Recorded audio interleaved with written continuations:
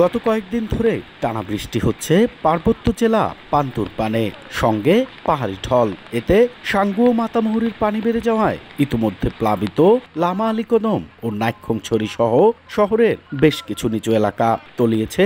সড়ক ও bridge, culvert পানিবন্দী হয়ে পড়েছেন এসব এলাকার মানুষ। এই পরিস্থিতিতে নতুন করে সৃষ্টি হয়েছে বন্যা ও পাহাড় ধসের শঙ্কা।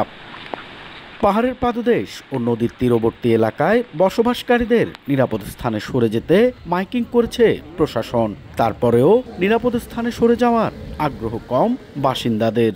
রাতে যখন বৃষ্টি হয় সবাই বাসার মধ্যে অনেক আতঙ্কে থাকি, ভয়ভীতির মধ্যে থাকি। পাহাড় ধরতেছে, আমরা অনেক কষ্টে আছি। যাবে কোথায় এখন? নিজের বাড়িতে ফেলায় যাবে কোথায়? ঝুঁকিপূর্ণভাবে বসবাসকারীদের জন্য জেলার ৭ উপজেলায় খোলা হয়েছে ২১৪টি আশ্রয় কেন্দ্র, জানিয়েছে জেলা প্রশাসন।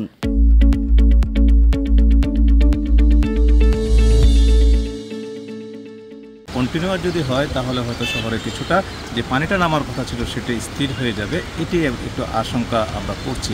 ২০২৩ সালের আগস্টে টানা বৃষ্টি আর পাহাড়ি ঢলে সাঙ্গু ও মাতামুহুরীর পানি বেড়ে বান্দরবানে সৃষ্টি হয়েছিল বন্যা। সে সময় পানিবন্দী হয়ে পড়েছিলেন লক্ষাধিক মানুষ। এন এ জাকির, সময় সংবাদ, বান্দরবান।